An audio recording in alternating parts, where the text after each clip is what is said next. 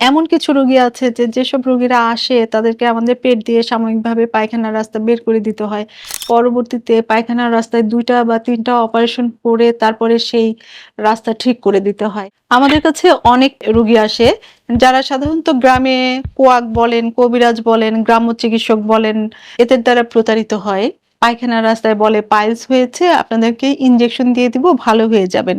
তো injection actually এগুলো হচ্ছে খুবই করসিভ বা এরকম জিনিস যে জায়গাটা একদম পুড়িয়ে পচিয়ে দেয়। আমাদের কাছে যখন রোগী আসে পুরা পায়খানার রাস্তা এবং চারপাশে ঘা নিয়ে আসে, রোগী পায়খানা করতে পারে না। দীর্ঘমেয়াদী ঘা শুকায় না। আস্তে, আস্তে মলদ্বারটা সরু হয়ে যায়। এমন সরু হয়ে যায় যে পরবর্তীতে তারা পায়খানা করতে পারে না। তো একজন চিকিৎসক যদি আপনাকে চিকিৎসা দেয় কখনোই এরকম ডিস্ট্রাকটিভ ওয়েতে চিকিৎসা করবে না। সেক্ষেত্রে আমি বলব যে আপনারা হার্বাল বা এরকম যারা সঠিক পদ্ধতিতে পড়াশোনা না করে চিকিৎসা দেন তাদের কাছে আপনারা কেন চিকিৎসা নিবেন? আমার এমন কিছু রোগী আছে যেসব রোগীরা আসে তাদেরকে আমাদের পেট দিয়ে সাময়িকভাবে পায়খানার রাস্তা বের করে দিতে হয়। পরবর্তীতে পায়খানার রাস্তায় ২ টা বা ৩ টা অপারেশন করে তারপরে সেই রাস্তা ঠিক করে দিতে হয়। রোগীরও অনেক ভোগান্তি। তারপরেও যেটা দেখা যাচ্ছে যে একদম 100% পূর্বের অবস্থায় পায়খানার রাস্তা তৈরি করে দেওয়া খুবই কঠিন একটা ব্যাপার হয়ে যায়। কিছু, কিছু রোগী আসে লোকাল এরিয়া থেকে বলে যে পাইলসের ওষুধ লাগান ভালো হয়ে যাবে। অ্যাকচুয়ালি ওগুলো অ্যাসিড বা ক্ষার জাতীয় কোনো একটা পদার্থ হয়তো দেয় কারণ জায়গাটা পুড়ে যায় এবং পরবর্তীতে মাসিকের রাস্তা এবং পায়খানার রাস্তার সাথে একটি রাস্তা তৈরি করে নিয়ে আমাদের কাছে চলে আসে। এটাকে আমরা ফিস্টুলা বলি। পায়খানার রাস্তা আর মাসিকের রাস্তার মধ্যে মাসিকের রাস্তা দিয়ে পায়খানা আসতে থাকে। এটা এমন একটা রোগ যেটিকে আমরা আসলে একটু ভয় পাই কারণ এই ফিস্টুলাটা ভালো করা অনেক কঠিন। আমাদের অনেক সময় এটার জন্য পেট দিয়ে পায়খানার রাস্তা বের করে দিতে হয়। পরবর্তীতে অনেক রোগী আসে যে এই হার্বাল চিকিৎসা নেওয়ার পরে যে ক্ষতটা হয়, ক্ষতটা যখন অনেকদিন পরে শুকিয়ে যায় তখন আস্তে, আস্তে পায়খানার রাস্তাটা সংকুচিত হয়ে বন্ধ হয়ে যায়। তখন আর পায়খানা করতে পারে না রোগীরা। তখন আমাদের কাছে আসে। এটিও একটি জটিল পরিস্থিতি যেখানে আমাদেরকে অনেক কঠিন দীর্ঘমেয়াদী দীর্ঘ সময় নিয়ে সূক্ষ্ম অপারেশন করতে হয়। আশেপাশের অন্য জায়গা থেকে মাংস কেটে নিয়ে এসে, চামড়া কেটে নিয়ে এসে ওই জায়গাটা লাগায়ে আমরা মলদ্বারটাকে প্রশস্ত করতে হয় এবং এটিও জটিল এবং সময় সাপেক্ষ এবং ব্যয়বহুল একটি অপারেশন।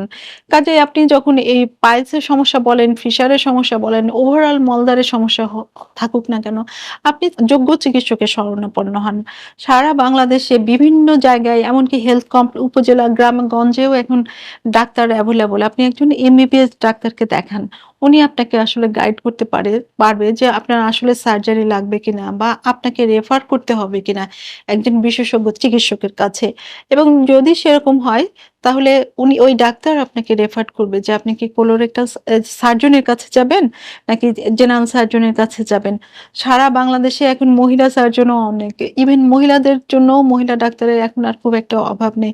কাজেই আপনারা এ ধরনের চিকিৎসা করে স্থায়ীভাবে নিজের মলাশয় বা মলদ্বারের মুখ ক্ষতিগ্রস্ত না করে আপনি একজন যোগ্য চিকিৎসকের পরামর্শ নেবেন। আমি একটি গল্প শেয়ার করি যেটি যে এরকমভাবে মলদ্বার এবং পায়খানার রাস্তা দিয়ে এরকম ঘা হয়ে পরবর্তীতে মলদ্বার এবং মাসিকের রাস্তার মধ্যে যে সম্পর্ক হয়ে গেছে, এটার জন্য অনেক মহিলার ইভেন সংসারও ভেঙে যায়। এমনকি স্থায়ীভাবে পেট দিয়ে পায়খানার রাস্তা নিয়েও জীবন কাটাতে হয়। সাধারণত দেখা যায় যে অ্যানাল ফিশারে যখন চামড়া ঝুলে যায় মলদ্বারের মুখ থেকে সাধারণ মানুষ এটাকে মনে করে পাইলস এবং এর জন্য তারা অনেক শঙ্কিত হয়। উনারা হয়তো তাকে ডাক্তার মনে করে যাচ্ছে। উনি তখন বলতেছে যে এটা পাইলস, ইনজেকশন দিলে ভালো হয়ে যাবেন এবং ইনজেকশন দেওয়ার পরে ওই জায়গাটা খসে পড়ে যায়, পুড়ে যায়, অ্যাসিড বার্ন হয়ে যায়। আপনারা জানেন যে কোন জায়গায় অ্যাসিড মারলে অ্যাসিডের বার্ন কতটা মারাত্মক হতে পারে। তখন ওই ঘাটি দীর্ঘমেয়াদী ঘা হয় এবং এই ঘা শুকাতে অনেক দিন সময় লাগে। ৬ মাস, ৮ মাস, কখনো, কখনো ঘা শুকায় না। তখন রোগীরা আমাদের কাছে আসেন। এবং আমি আসলে বলতে চাচ্ছি যেটা যে আমি স্ট্রংলি আপনাদেরকে ডিসকারেজ করব যে অনুনয় করব যে আপনারা এই কাজটি করবেন না। পায়খানার রাস্তায় কোনো ওষুধ, ইনজেকশন নেওয়ার আগে অবশ্যই, অবশ্যই আপনি যে একজন চিকিৎসকের পরামর্শ নিয়ে কাজটি করবেন। ধন্যবাদ।